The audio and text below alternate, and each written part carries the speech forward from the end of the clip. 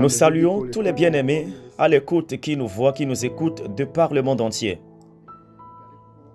Vous voyez et vous écoutez votre serviteur Noumonvi Dodjipol.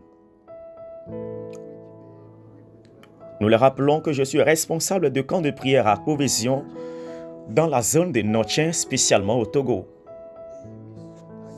Et nous sommes en train de développer un thème dans ce programme qui est la langue.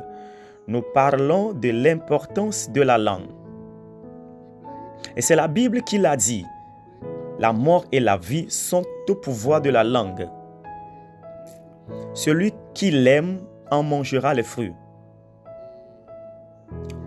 On peut dire que la langue, nous donnons l'explication en disant quel arbre plante est-elle? Et si tu l'aimes, tu vas en manger les fruits. Si tu sèmes la bénédiction, tu vas jouir de la bénédiction. Tu sèmes la malédiction, tu vas jouir de la malédiction. D'autre part, on peut continuer et voir ce que la Bible a déclaré de la langue. Si nous lisons dans Évangile selon Jacques chapitre 3, le verset 6, nous pouvons voir ce que la Bible a déclaré là-bas. Le livre de Jacques chapitre 3, le verset 6 déclare: la langue aussi est un feu. C'est le monde de l'iniquité.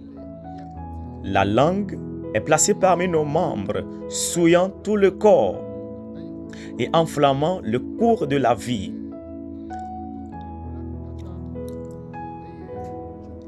Étant elle-même enflammée par la guéhenne. Tu vois? Il est dit, la langue, l'organe qu'elle est, elle est un organe fort parmi les membres qui détruit tout le corps. Aujourd'hui, certains sont debout vivants, mais sont détruits par la langue. Ce qui veut dire, si nous retournons dans la parole de Dieu, avant de donner quelques exemples, je peux dire,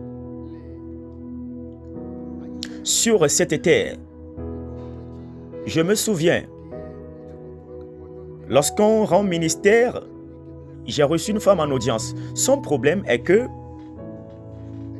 elle a donné naissance à un enfant et elle ne tombe plus enceinte. J'ai fait un enseignement au sujet de la langue. Et la femme a dit, après avoir donné naissance à son enfant, la souffrance endurée, tel son mari l'a traité, elle a dit qu'elle ne restera plus chez ce monsieur et lui donner d'enfants. Si elle est chez lui, plus d'enfants. Et en vérité, à partir de ce temps, elle n'a pas pris de médicaments, elle n'a rien fait, elle ne tombe plus enceinte. Alors, la querelle est finie entre elle et son mari. Ce qu'elle a dit a commencé par avoir des faits. Ce qui veut dire que ce qui fait que tomber enceinte devient un problème. Et c'est dans la prière et avec les conseils qu'elle a découvert la source, que c'est elle-même qui a parlé. Mes parents, les bien-aimés de Dieu, ceci se passe très souvent dans le foyer de certains. Aujourd'hui, il y a plusieurs foyers qui souffrent. Peu de choses. Je suis sûr que je vais finir ma vie avec cette femme. Je ne suis pas sûr que je vais finir ma vie avec cet homme. C'est ce avec quoi vous terminez vos déclarations. Et quelque temps, les querelles terminent, les paroles commencent par avoir effet. Vous cherchez la paix en vain.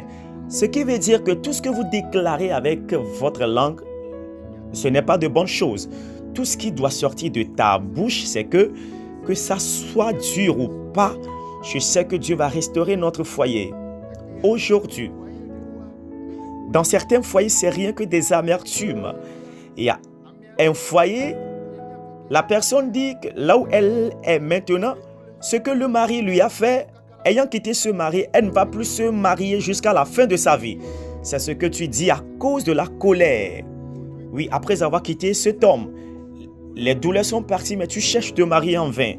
Parce que toi-même, tu as dit, que tu ne vas plus te marier et tu as confiance en Dieu qu'il va t'exaucer à cause de tes épreuves. Tu as déclaré cela sur ta vie. Tu es en vie, mais par ta langue, tu as enflammé ta vie. La Bible déclare que la langue enflamme tout le corps. Et c'est la Guéhenne en retour qui l'enflamme. Il n'y a rien qui la domine. Si ce n'est la puissance de Dieu qui est la Guéhenne qui enflamme la langue. La langue est une richesse. Fais bon usage pour en profiter. Nous parlons de la langue qui donne la bénédiction et le bien. Que Dieu soit avec vous. Au revoir.